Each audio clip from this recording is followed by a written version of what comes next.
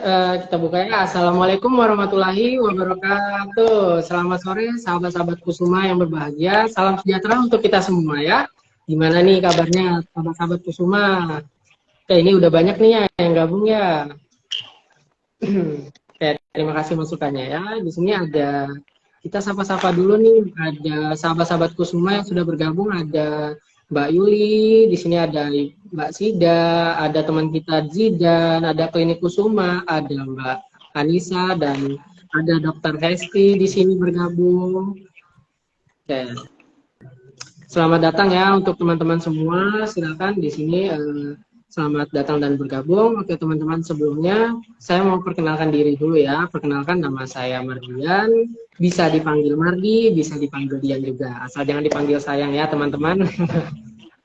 Oke, selama kurang lebih dari setengah jam ke depan, nanti saya akan memimpin jalannya channel Instagram Lab bersama Kusuma ini ya, dengan tema kita yang luar biasa ini ya. Temanya adalah bersama fisioterapi hadapi LBP atau nyeri punggung. Oke, nanti pada sore hari ini saya tidak akan sendiri ya. Nanti akan ada bintang tamu yang akan menjadi narasumber menemani kita untuk memberikan materi kepada kita semua ya. Yang baru datang, halo, selamat datang dan selamat bergabung ya teman-teman. Tanpa berlama-lama lagi, mari kita undang ya bersama kita narasumber kita yang sudah hadir untuk bergabung dengan kita di sini ya. Halo, assalamualaikum. Halo, waalaikumsalam. Assalamualaikum Mbak Silva, Mbak Maulani Silva ya, dengan Mbak Maulani Silva. Iya. Oke, halo Mbak Maulani Silva, gimana nih kabarnya? Alhamdulillah sehat banget nih. Iya. Meskipun agak lemas ya di jam-jam segini ya. Bantu ini saya hai kepada teman-teman yang sudah bergabung nih, banyak nih. Oh, halo teman-teman, makasih ya yang udah nyempetin waktunya buat join nih sambil ngabuburit ya, nunggu waktu berbuka. Iya, benar. Oke, ini saya mau perkenalkan dulu ya sebelumnya kepada teman-teman. Di sini ada Mbak Maulani Silva. Boleh nggak saya panggil Mbak Silva aja nih biar makin akrab nih. Oh, boleh. Boleh. Mbak Silva ini, teman-teman, Mbak Silva ini salah satu koordinator di divisi fisioterapi yang ada di Klinik Kusuma ya. Dia ini lulusan Poltekkes Kemenkes Jakarta 3, lulusan tahun 2018, seperti itu. Untuk statusnya gimana nih Mbak Silva? Status gimana nih, di KTP atau di mana? Status yang bukan di KTP nih Mbak Silva. Statusnya belum nikah. Belum ya. Terima kasih nih teman-teman yang baru join nih. Halo, selamat datang dan selamat bergabung ya. Terima kasih nih. Boleh terus di-tap-tap, boleh di-share juga nih kepada teman-temannya. Mungkin ada yang belum sempat atau belum ini ya, belum ke notif untuk nonton Instagram kita ini ya. Oke, Mbak Silva, hari ini kita bakal sharing nih tema seputar tentang LBP ya. Jadi tema kita tadi itu adalah bersama fisioterapi hadapi LBP. Oke, Mbak Silva, mungkin di sini sebelumnya dari sahabat-sahabat Kusuma kita ini ya, banyak yang belum tahu mungkin ya fisioterapi itu sebenarnya fisioterapi itu apa sih? Apakah sama dengan dokter atau berbeda nih Mbak Silva? Mungkin bisa dijelaskan. Silakan. Halo, ada yang menyapa ya sepertinya. Halo. Ya, makasih Mas Dian. Ini sebenarnya pertanyaan yang banyak ditanyakan, terutama bagi orang-orang yang belum tahu ya tentang fisioterapi itu apa sih sebenarnya gitu ya. Jadi fisioterapi ini guys, bukan dokter ya. Kita sama-sama tenaga medis, namun concernnya ini berbeda. Kalau fisioterapi ini kita lebih fokus untuk menangani masalah gerak dan fungsi pada tubuh yang mengganggu aktivitas sehari-hari gitu. Jadi beda fokusnya sama dokter. Nah, kalau untuk definisinya menurut undang-undang sendiri nih Mas Dian, fisioterapi adalah salah satu bentuk pelayanan kesehatan yang ditujukan kepada individu maupun kelompok untuk menangani masalah gerak dan fungsi sepanjang rentang kehidupan. Baik itu dengan menggunakan terapi latihan, manual terapi, dengan peralatan tertentu, dan dengan komunikasi pada pasien. Atau kalau teman-teman mungkin masih bingung, saat ini kan mungkin lagi hitsnya sepak bola ya. Ya. Nah, jadi kalau teman-teman yang sering nonton ini nih, pertandingan sepak bola, biasanya kan kalau ada atlet yang cedera di lapangan, nah itu kan ada tim medisnya tuh, yang biasanya masuk ke lapangan ya, lari-lari, masuk ke lapangan. Nah, biasanya salah satu dari tim medisnya itu adalah fisioterapi gitu. Nah, jadi seperti itu ya Jadi bisa sahabat-sahabatku iya, semua. memberi Untuk gambaran kepada fisioterapi teman-teman. ini, ya, untuk fisioterapi ini berbeda ya dengan Ya, dokter, tetapi masih satu sama-sama tenaga medis ya, Mbak Silva ya. betul. Ya, bukan Betul. bukan seperti pijat refleksi gitu ya. Oh, bukan. Berbeda ya. Kita Oke. belajar pijat tapi bukan utamanya bukan pijat ya.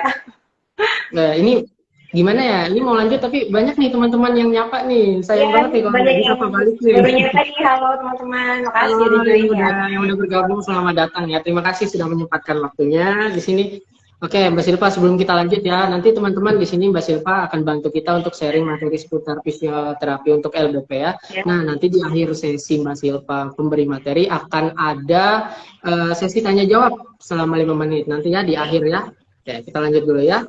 Untuk LBP sendiri nih yang Mbak Silva, fisioterapi pada LBP. Nah, kalau dari LBP Ya. sendiri ini kepanjangan dari apa sih Mbak Silva, dan untuk keluhan yang biasa muncul tuh biasanya apa saja ya?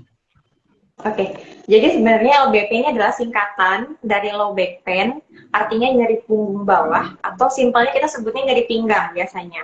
Nah, nyeri pinggang ini sebenarnya adalah sensasi atau pengalaman yang tidak menyenangkan yang dirasakan. Nah, sensasinya itu macam-macam nih Mas Dian.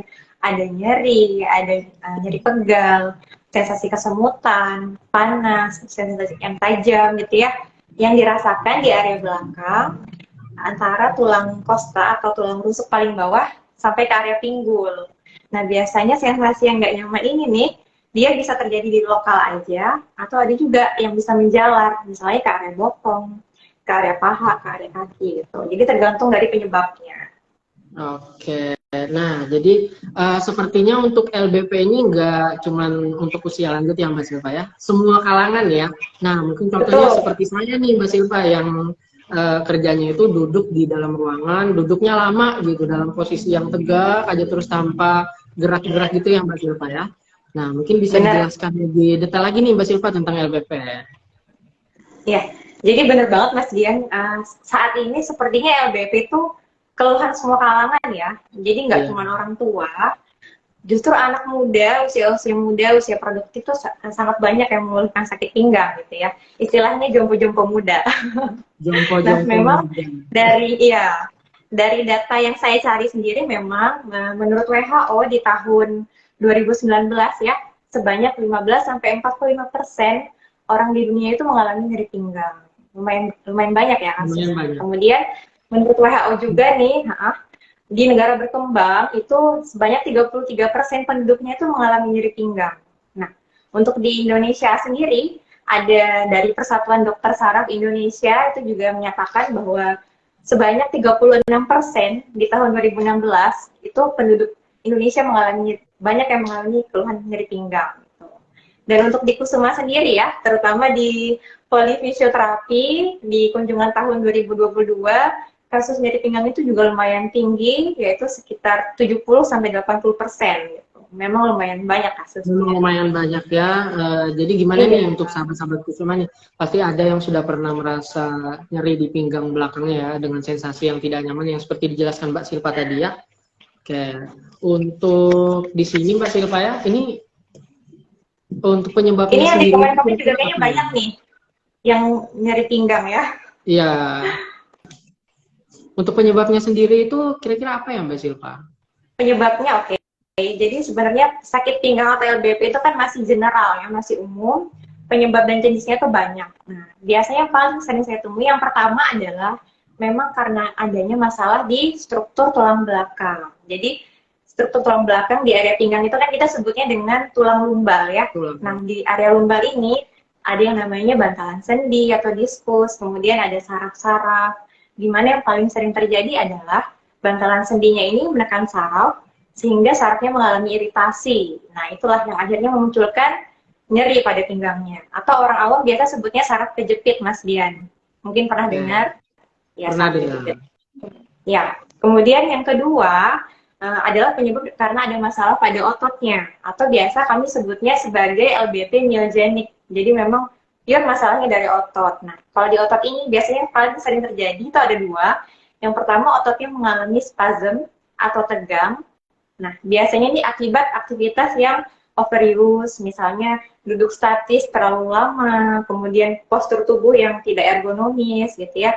Kemudian kalau yang kedua penyebabnya adalah masa strain atau orang awam biasa sebutnya keseleo gitu ya. Ini biasanya karena adanya gerakan atau aktivitas yang tiba-tiba. Jadi otot kita belum siap, misalnya kita mengangkat sesuatu yang berat tiba-tiba, nah di situ dia terjadi strain atau seperti terulur ototnya. Itu penyebab yang kedua. Kemudian yang terakhir juga perlu diwaspadai juga ya, ternyata nyeri pinggang itu bisa disebabkan karena adanya penyakit lain yang gejalanya sama nih seperti sakit pinggang. Contohnya adalah batu ginjal gitu. Karena nyerinya juga sama posisinya ya di area pinggang. Itu sih yang paling sering ya. Seperti itu ya yang dijelaskan Mbak Silva tadi ya. Ini secara garis besarnya ada 3 ya, sahabat-sahabat Kusuma. Di sini ada yang pertama karena saraf tulang, struktur tulang belakang, ada karena otot dan penyakit lain ya di sini. Oke Mbak Silva, untuk di sini untuk faktor yang bisa meningkatkan seseorang nih terkena LBP sendiri itu apa sih ya kira-kira? Oke, yang pertama pasti usia ya. Usia, tapi maksudnya usia di sini adalah bukan berarti yang tua aja nih yang bisa mengalami nyeri pinggang, karena saat ini kan faktor gaya hidup ya, jadi yang muda pun, yang usia produktif pun, yang saya bilang tadi juga banyak nih yang mengalami sakit pinggang, hanya karakteristiknya berbeda. Biasa kalau pada usia muda itu kan masih semangat-semangatnya nih ya, aktivitasnya kayak aktivitas berat, olahraga berat, angkat beban dan sebagainya misalnya. Nah, biasanya masalah nyeri pinggang yang ditemuin itu adalah masalah-masalah pada ototnya, pada struktur tulang belakangnya yang seperti tadi sarafnya. Gitu. Kalau pada usia lanjut atau lansia, biasanya yang bermasalah ini karena faktor degeneratif. Jadi memang pada orang tua kan fungsi tubuhnya sudah menurun. Nah, di situ biasanya kasus-kasus sakit pinggang yang kita temui adalah pengapuran pada sendi tulang belakangnya. Gitu. Itu yang pertama adalah faktor usia. Yang kedua adalah faktor dari pekerjaan atau aktivitas. Nah, ini juga berpengaruh ya, teman-teman. Jadi, biasanya pekerjaan atau aktivitas yang harus statis, misalnya duduk lama, kemudian banyak membungkuk, banyak mengangkat beban berat berulang, itu peluangnya untuk mengalami nyeri pinggang juga lebih tinggi, gitu ya. Kemudian, selain itu juga yang pasti kelihatan karena faktor berat badan ya, Mas Dian. Ini yang perlu dijaga ya. Jadi saat berat badan kita itu semakin berat, istilahnya obesitas atau berlebih gitu ya, maka pembebanan di tulang pinggang otomatis juga akan semakin berat. Nah, misalnya saat lemak tubuh kita ini meningkat, contohnya aja nih perut jadi buncit nih misalnya Mas Dian, ya kan? Saat perut kita buncit, maka kan beban di tulang pinggang ini pasti akan lebih berat ya, menyangga perut kita. Gitu. Itu sih faktor yang lumayan mempengaruhi biasanya. Yang lumayan mempengaruhi ya. Nah, tadi kan Mbak Silva ada sebutkan di sini faktor pekerjaan ya Mbak Silva ya. Seperti yang kita tahu ya, sahabat-sahabat Kusuma kita di sini itu kan banyak nih yang bekerja di tambang sebagai kontraktor ya. Nah, untuk yang operator-operator ini kan dia duduk lama di area yang bergetar itu Mbak Silva ya. Itu seperti apa ya? Kan itu setiap hari mereka lakukan ya Mbak Silva. Resikonya ya, betul. Ya, memang untuk pekerjaan sebagai seorang operator itu lumayan ya, sangat mempengaruhi struktur tulang belakang. Karena satu, dia kan goncangannya lumayan ya, ada goncangan yang terus-menerus. Di situ fungsi dari diskus sangat diuji tuh. Kan diskus atau bantalan sendi itu fungsinya untuk meredam goncangan ya. Jadi saat dia setiap hari terkena goncangan, maka otomatis bisa bermasalah nih biasanya di diskusnya. Tapi masih banyak faktor yang lain juga nih, belum tentu dengan setiap hari kerjanya banyak goncangan langsung sakit pinggang, nggak juga Mas Dian. Ada faktor lain yang bisa mempengaruhi juga. Misalnya orangnya rajin olahraga, ototnya bagus, mungkin peluang untuk sakit pinggangnya juga bisa hilang gitu. Karena dia mampu untuk mengontrol ya. Iya, betul. Nah, tadi juga di sini ada nih Mbak Silva sebutkan masalah berat badan ya. Kalau untuk ibu hamil sendiri itu apakah bisa di fisioterapi juga ya nih Mbak Silva? Oh, bisa banget Mas Dian. Jadi biasanya kalau pada ibu hamil, nyeri pinggang biasanya dirasakan di trimester akhir ya. Biasanya di 3 bulan terakhir itu karena memang kondisi janinnya sudah semakin besar. Memang kebanyakan keluhannya adalah sakit pinggang karena itu faktor fisiologis, memang terjadi perubahan tubuh pada ibu hamil ya, di mana struktur dari tulang belakangnya juga lengkungannya makin bertambah atau kita sebut dengan hiperlordosis gitu ya. Bisa, salah satu penanganan yang bisa dipilih ibu hamil adalah dengan fisioterapi. Dengan Dan fisioterapi. aman ya untuk ibu hamil. Aman Ya, untuk ibu hamil. Oke. aman Mungkin untuk ibu hamil. dari Mbak Silva nih ya, ada tips-tips atau pencegahan nih biar saya atau sahabat-sahabatku semua yang menonton ini terhindar dari LBP seperti itu. Oke. Tips-tipsnya mungkin hal yang simpel-simpel aja ya. Yang pertama yang pasti adalah olahraga. Itu kita nggak bisa tutupi ya. Karena memang olahraga itu penting. Jadi teman-teman untuk menghindari sakit pinggang, bisa pilih olahraga yang memang pertama prinsipnya adalah untuk menguatkan otot-otot postural atau otot-otot core kita bilangnya. Kemudian yang kedua, olahraga yang basicnya adalah untuk peregangan otot. Jadi ototnya nggak gampang kaku dan nggak gampang tegang gitu ya. Nah, ada beberapa olahraga yang memang sudah terbukti bisa mencegah atau bahkan menghilangkan sakit atau nyeri pinggang, bisa seperti berenang contohnya, kemudian pilates, kemudian pada ibu hamil bisa melakukan senam hamil misalnya gitu ya. Kemudian yang kedua, faktor aktivitas fisik. Untuk aktivitas fisik ini juga direkomendasikan oleh Kementerian Kesehatan itu minimal 30 menit setiap harinya. Jadi saat kita cuman rebahan aja, tidak melakukan aktivitas apapun, itu justru bisa juga terkena sakit pinggang ya. Karena saat otot itu tidak digerakkan, maka fungsinya akan menurun, dia bisa melemah, kemudian fleksibilitasnya juga berkurang, itu juga bisa menyebabkan sakit pinggang. Jadi perlu ditanamkan untuk tetap melakukan aktivitas fisik ya.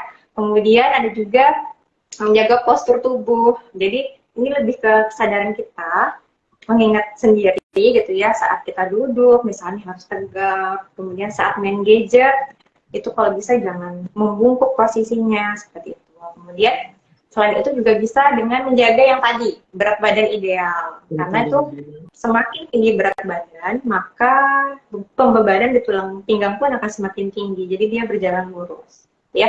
Dan yang terakhir nih Mas Dian, yang paling sering disepelekan ya sebenarnya, harus mencukupi kebutuhan cairan tubuh. Jadi dengan minum minimal 2 liter per hari. Kenapa? Karena pada saat tubuh kita kekurangan cairan, maka oksigen ke otot itu akan menurun. Nah, jadi ototnya lebih gampang capek, istilahnya gitu. Itu sih tips simpelnya ya. Gimana nih sahabat-sahabatku semua? Udah disimak baik-baik ya. Kayaknya lebih ke kesadaran diri kita sih Mbak ya. Iya, benar banget. Karena kalau kita diam pun itu apa ya, bisa juga terkena ya ternyata ya. Bisa. Jadi kaum rebahan ya, Ya, yang mager, makin yang jarang rebahan gerak, nih, yang main-main justru gadget juga aja nih gampang. kerjaannya. Iya, benar banget. Oke, terima kasih Mbak Silva. Nah, ini nih yang paling penting banget nih Mbak Silva. Bagaimana nih bila ada sahabat-sahabat Kusuma nih yang mengalami sakit pinggang ya, apakah bisa di fisioterapi nih? Jawabannya bisa banget. Jadi, Banget. ya, bagi sahabat-sahabat Kusuma, dimanapun berada yang mengalami sakit pinggang, fisioterapi bisa menjadi salah satu pilihan treatment ya, yang bisa teman-teman coba, di mana saat teman-teman datang ke fisioterapi, yang pasti yang akan kami lakukan pertama kali adalah melakukan pemeriksaan dulu nih, kira-kira penyebab sakit pinggangnya apa, ya kan? Tadi kan ada banyak tuh, ada strukturnya, apakah sarafnya yang bermasalah, ataukah hanya ototnya aja gitu ya. Kemudian dari pemeriksaan itu kita akan menentukan treatment yang tepat nih buat teman-teman apa. Nah, untuk treatment yang biasa kami lakukan di klinik Kusuma, fisioterapi klinik Kusuma, itu ada beberapa treatment. Biasanya yang pertama, kita bisa menggunakan modalitas alat nih Mas Dian. Jadi ada beberapa peralatan fisioterapi yang memang fungsinya satu, bisa untuk mengurangi nyeri karena dia mensimulasi saraf, kemudian melancarkan aliran darah, merelaksasi otot, kemudian membantu penyembuhan atau healing dari area yang bermasalah seperti itu. Kemudian selanjutnya kita juga biasanya memberikan latihan atau exercise yang disesuaikan dengan keluhan pasien juga dan kebutuhan pasien. Nah, biasanya sih prinsipnya lebih ke kalau memang ototnya tegang berarti dirilis atau banyak latihan peregangan. Kalau ada otot yang melemah biasanya kita beri latihan stabilisasi atau penguatan gitu ya. Kemudian yang terakhir ada home program atau edukasi yang bisa kita berikan ke pasien yang mana mereka bisa lakukan di rumah. Biasanya gitu sih. Oke, jadi untuk bisa datang nih ya ke klinik Kusuma Mbak Silva ya, kalau yang sahabat-sahabat Bisa Kusuma banget. yang dekat-dekat sini ya. Jadi nggak sekedar Boleh dipijit-pijit gitu ya banget. Mbak Silva ya, ada alatnya. Iya, betul. Sebenarnya massage itu salah satu metode yang kami pakai, tapi kan nggak semua kondisi sakit pinggang itu boleh dimasas ya, Mas Dian. Oh, enggak. Jadi tergantung indikasinya. Ya, Oke, baik. Jadi seperti itu ya teman-teman, menarik sekali bukan ya? Kita diberitahu dari penyebab dan faktor-faktor apa saja sih yang bisa menyebabkan si fisioterapi LBP ini terjadi pada diri kita ya. Dan untuk sahabat-sahabat Kusuma yang sekiranya ada sakit pinggang nih, bisa langsung datang ya ke klinik Kusuma. Nanti bisa konsultasi juga nih dengan Mbak Silva secara langsung ya. Oke, boleh jadi banget. boleh banget ya Mbak Silva ya. Oke teman-teman, di Iya. sini kita ini ya masuk ke dalam sesi tanya jawab nih. Boleh nih teman-teman yang ada keluhan atau mau ditanya nih tentang seputar LBP gitu, boleh dituliskan di kolom komentar ya. Tadi sepertinya sudah ada beberapa yang nanya, Mas Dian. Iya, nah aku mau nanya nih Mbak Silva, boleh nggak nih? Oh, dari Mas Dian, Iya, oke. tadi kan Mbak Ya. Silva bilang kita harus mencukupi air ya. Itu juga termasuk salah satu agar terhindar dari LDP. Nah, kalau untuk di bulan puasa sendiri itu seperti apa ya Mbak Silva? Cara kita mencukupi airnya itu? Kebutuhan minumnya. Iya, untuk Iya. kebutuhan cairan juga. Jadi saat berpuasa sebenarnya ada triknya ya, teman-teman. Meskipun kita hanya bisa minum saat berbuka dan malam hari, mungkin teman-teman bisa bagi triknya. Misalnya dalam sehari kan minimal 2 liter ya, Mas Dian. Kita bisa bagi menjadi beberapa gelas misalnya ya, atau beberapa, biasanya kan satu gelas itu 250 mili nih untuk 2 liternya. Jadi kan 8 gelas yang bisa kita minum ya saat berbuka. Itu waktunya bisa teman-teman bagi, misalnya saat berbuka, kemudian saat setelah sholat, setelah taraweh, kemudian saat makan malam, dan saat sahur gitu pembagiannya. Jadi Oke, jadi tetap pembagiannya seperti kebutuhan itu. cairan kita tetap Tetap terpenuhi. terpenuhi. Oke, ini ada pertanyaan nih Mbak Silva dari akun Instagram namanya Jule ya. Oke, terima kasih nih Mbak Jule. Saya bacakan ya pertanyaannya untuk Kak Silva. Di sini Kak, saya mau nanya dong, ada nggak sih bedanya rasa nyeri pinggang biasa sama nyeri pinggang akibat penyakit ginjal? Terus gerakan apa saja sih yang bisa kita sering lakukan supaya terhindar dari LBP? Perbedaannya ya tadi ya, Iya, bedanya nyeri pinggang biasa. Oke, jadi gini teman-teman, biasanya kalau pada keluhan, untuk membedakan keluhan, kami akan melakukan beberapa tahap pemeriksaan gitu ya. Jadi nggak bisa langsung menentukan nih penyebabnya apa gitu. Harus ada beberapa tahap pemeriksaan, dimulai dari gejalanya seperti apa, sudah berapa lama, bagaimana intensitas nyerinya, kemudian bahkan kadang beberapa ada yang diperlukan pemeriksaan penunjang untuk menegakkan diagnosa gitu. Cuman kalau untuk dari sekedar gejala yang bisa dialami ya, pada umumnya biasanya kalau pada nyeri pinggang biasa mungkin dengan diistirahatkan ya, misalnya contohnya nyeri pinggang yang myegonik nih yang karena otot tadi ya, dengan diistirahatkan, dengan direlaksasi misalnya, mungkin akan lebih hilang nyerinya. Sedangkan pada nyeri pinggang pada ginjal biasanya intensitas nyerinya tuh lebih tinggi yang pertama. Kemudian ada gejala-gejala lain nih, misalnya sampai ada bikin demam, bahkan sampai menggigil gitu.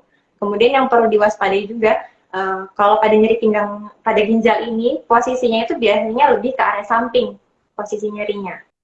Jadi kan bukan di tulang tengahnya ya, bukan di tulang belakangnya, tapi lebih ke samping. Kemudian biasanya ada gejala-gejala lain, misalnya dari urinnya seperti apa, warnanya ada keruh atau enggak, gitu.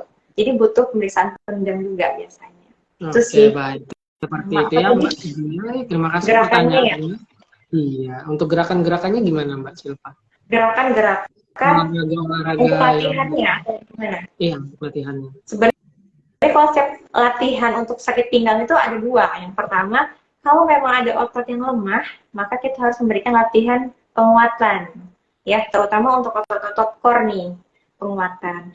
Gerakan latihannya banyak, nanti mungkin bisa teman-teman cari di Google atau apa, saya sebutkan aja ya. Misalnya contohnya plank nih, posisi plank. Nah, gerakan plank itu bagus dia untuk menguatkan otot-otot kecil di tulang belakang. Itu salah satu contoh gerakannya.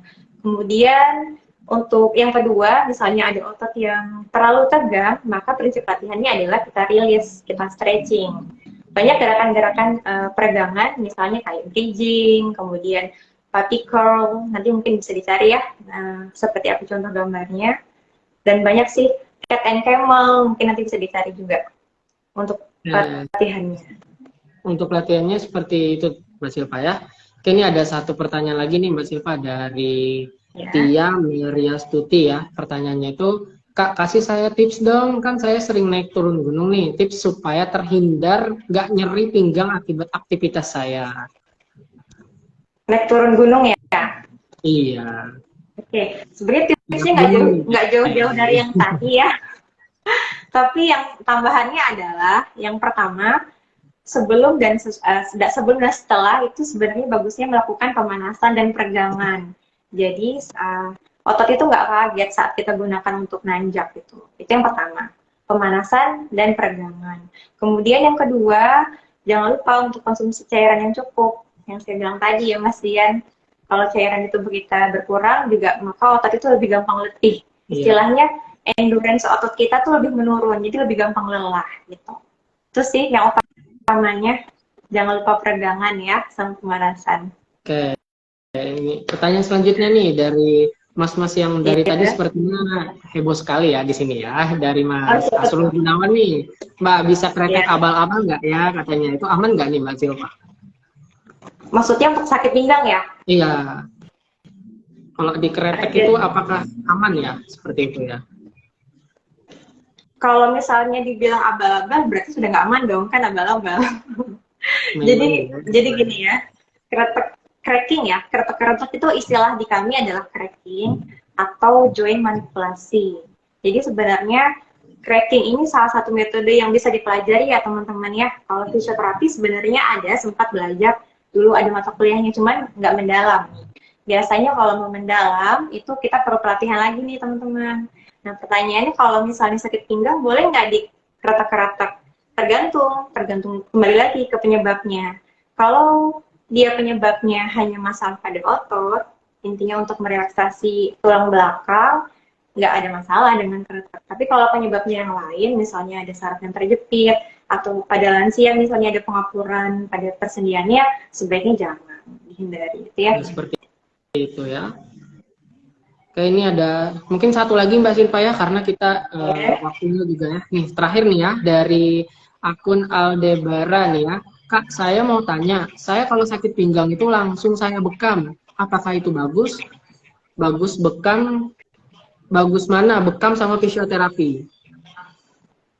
Oke, kalau sakit pinggang langsung dibekam gitu ya maksudnya.